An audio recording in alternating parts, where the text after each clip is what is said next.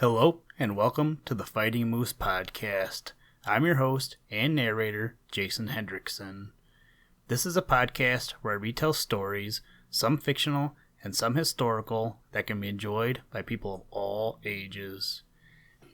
Today, we return from our break and read the fourth story in the Snow Queen saga, written by Hans Christian Andersen. As always, my hope is that you are getting some good reading in.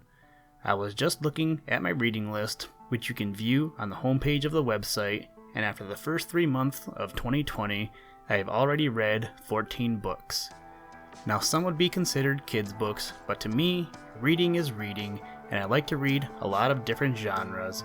Plus, when you can score 4 books for $1, any book is a good book. Anyway, I hope you're getting lost in some great books. I know I've got a few already lined up and ready to go when I'm done with the ones I'm reading now. Now, let's turn to today's story. I hope you enjoy. Let's begin. Liftoff. We have a liftoff.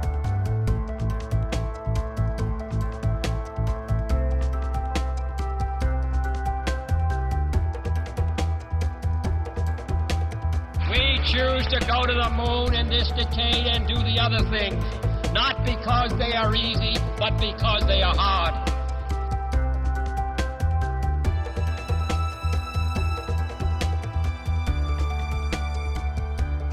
The Snow Queen, fourth story. Gerda was obliged to rest herself again when, exactly opposite to her, a large raven came hopping over the white snow. He had long been looking at Gerda and shaking his head, and now he said, "Caw, caw, good day, good day." He could not say it better, but he felt a sympathy for the little girl and asked her where she was going all alone. The word alone Gerda understood quite well and felt how much was expressed by it. So she told the raven her whole history and asked if he had not seen Kay. The raven nodded very gravely and said, "It may be, it may be." "What, do you really think so?" cried the little girl, and she nearly squeezed the raven to death, so much did she kiss him. "Gently, gently," said the raven. I think that it may be little Kay, but now he has forgotten you for the princess." "Does he live with a princess?" asked Gerda. "Yes, listen," said the raven. "But it will be difficult for me to speak your language. If you understand the raven language, I can tell you better." "No, I have not learnt it," said Gerda, "but my grandmother understands it, and she can speak gibberish too. I wish I had learnt it." "No matter," said the raven. "I will tell you as well as I can. However, it will be bad enough." And then he told all he knew. "In the kingdom where we now are, there lives a princess, who is extraordinarily clever, for she has read all the newspapers in the whole world and has forgotten them again. So clever is she. She was lately, it is said, sitting on her throne, which is not very amusing after all, when she began humming an old tune, and it was just, 'Oh, why should I not be married?' That song is not without its meaning," said she, and so then she was determined to marry. But she would have a husband who knew how to give an answer when he was spoken to, not one who looked only as if he were a great personage, for that is so tiresome. She then had all the ladies of the court drummed together, and when they heard her intention, all were very pleased and said, "We are very glad to hear it. It is the very thing we were thinking of. You may believe every word I say," said the raven. "For I have a tame sweetheart that hops about in the palace quite free, and it was she who told me all this." The newspapers appeared forthwith with a border of hearts and the initials of the princess, and therein you might read that every good-looking young man was at liberty to come to the palace and speak to the princess, and he who spoke in such wise as showed he felt himself at home there, that one the princess would choose for her husband. "Yes, yes," said the raven, "you may believe it. It is as true as I am sitting here. People came in crowds, there was a crush and a hurry, but no one was successful either on the first or second day.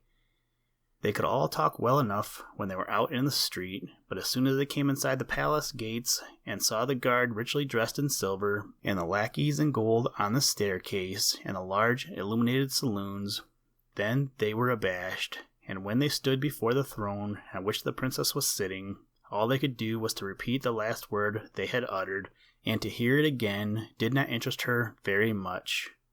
It was just as if the people within were under a charm and had fallen into a trance till they came out again into the street, for then, oh then, they could chatter enough. There was a whole row of them standing from the town gates to the palace. I was there myself to look, said the Raven. They grew hungry and thirsty, but from the palace they got nothing whatever, not even a glass of water. Some of the cleverest, it is true, had taken bread and butter with them, but none shared it with his neighbor, for each thought, let him look hungry, and then the princess won't have him. But Kay, little Kay, said Gerda, when did he come? Was he among the number? Patience, patience, we are just come to him. It was on the third day, when a little personage, without horse or equipage, came marching right boldly up to the palace. His eyes shone like yours, he had beautiful long hair, but his clothes were very shabby. That was Kay, cried Gerda, with a voice of delight. Oh, now I've found him, and she clapped her hands for joy. He had a little knapsack at his back, said the Raven.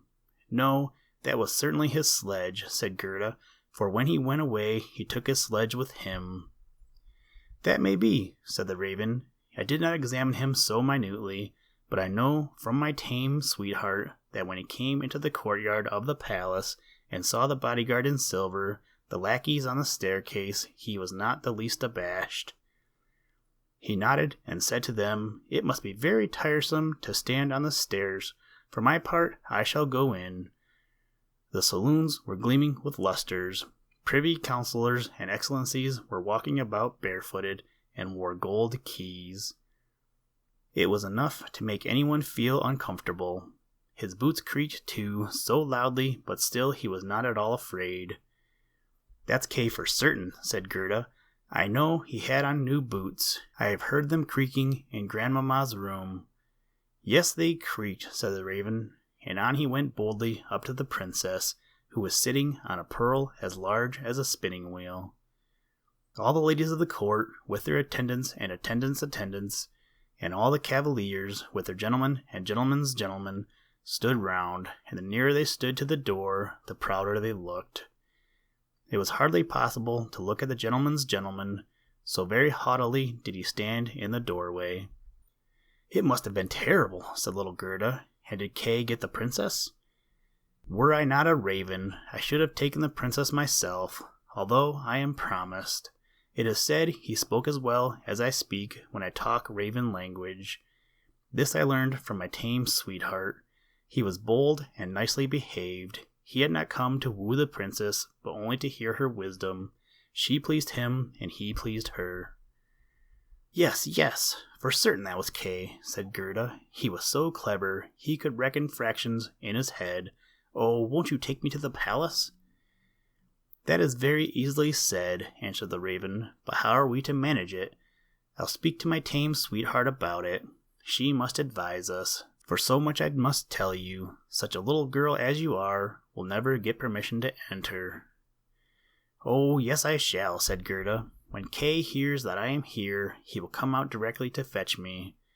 Wait for me here on these steps, said the Raven. He moved his head backwards and forwards and flew away.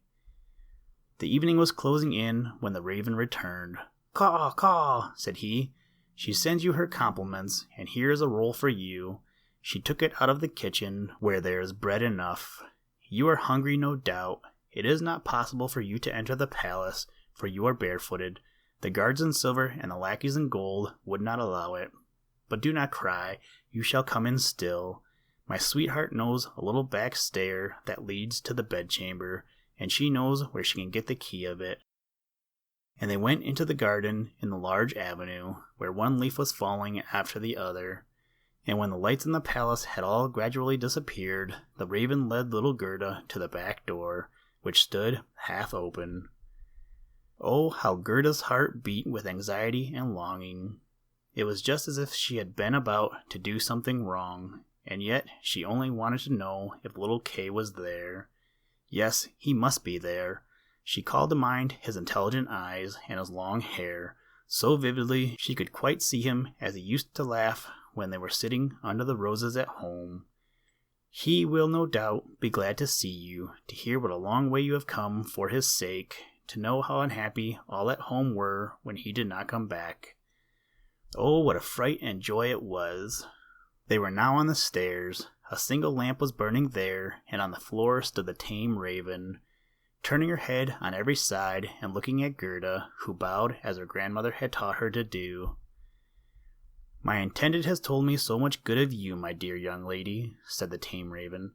"Your tale is very affecting. If you will take the lamp, I will go before. We will go straight on, for we shall meet no one." "I think there's somebody just behind us," said Gerda, and something rushed past. It was like shadowy figures on the wall, horses with flowing manes and thin legs, huntsmen, ladies and gentlemen on horseback. "They are only dreams," said the raven. "They come to fetch the thoughts of the high personages to the chase. 'Tis well, for now you can observe them in bed all the better. But let me find, when you enjoy honor and distinction, that you possess a grateful heart." "Tut, that's not worth talking about," said the Raven of the Woods. They now entered the first saloon, which was of rose-colored satin, with artificial flowers on the wall. Here the dreams were rushing past, but they hastened by so quickly that Gerda could not see the high personages. One hall was more magnificent than the other. One might indeed well be abashed, and at last they came into the bedchamber.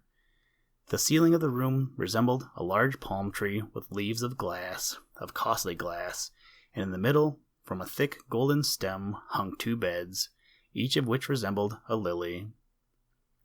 One was white, and in this lay the princess. The other was red, and it was here that Gerda was to look for little Kay. She bent back one of the red leaves and saw a brown neck. Oh, that was Kay! She called him quite loud by name, held the lamp towards him. The dreams rushed back again into the chamber. He awoke, turned his head, and it was not little Kay. The prince was only like him about the neck, but he was young and handsome. And out of the white lily leaves the princess peeped too, and asked what was the matter. Then little Gerda cried, and told her whole history, and all that the ravens had done for her. "Poor little thing," said the prince and the princess. They praised the ravens very much, and told them they were not at all angry with them, but they were not to do so again. However, they should have a reward. "Will you fly about here at liberty?" asked the princess, "or would you like to have a fixed appointment at Court Ravens, with all the broken bits from the kitchen?" And both the ravens nodded, and begged for a fixed appointment, for they thought of their old age and said, "It is a good thing to have a provision for our old days." And the prince got up and let Gerda sleep in his bed, and more than this he could not do. She folded her little hands and thought, how good men and animals are, and she then fell asleep and slept soundly. All the dreams flew in again, and they now looked like the angels. They drew a little sledge, in which little Kay sat and nodded his head, but the whole was only a dream, and therefore it all vanished as soon as she awoke. The next day she was dressed from head to foot in silk and velvet. They offered to let her stay at the palace and lead a happy life, but she begged to have a little carriage with a horse in front, and for a small pair of shoes. Then she said she would again go forth in the wide world and look for Kay. Shoes and a muff were given her. She was, too, dressed very nicely, and when she was about to set off, a new carriage stopped before the door. It was of pure gold, and the arms of the prince and princess shone like a star upon it. The coachman, the footman, and the outriders, for outriders there were, too, all wore golden crowns. The prince and the princess assisted her into the carriage themselves, and wished her all success. The Raven of the Woods, who was now married, accompanied her for the first 3 miles. He sat beside Gerda, for he could not bear riding backwards. The other raven stood in the doorway and flapped her wings. she could not accompany Gerda because she suffered from headache since she had had a fixed appointment and ate so much. The carriage was lined inside with sugar plums, and in the seats were fruits and gingerbread. "Farewell, farewell," cried Prince and Princess, and Gerda wept, and the raven wept. Thus passed the first miles, and then the raven bade her farewell, and this was the most painful separation of all.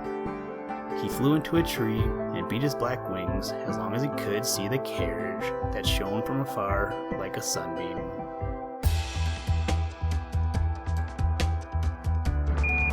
Listen, Tranquility Base here. The Eagle has landed.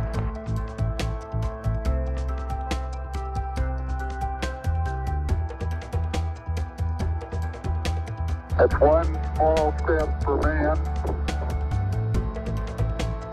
one giant leap for mankind.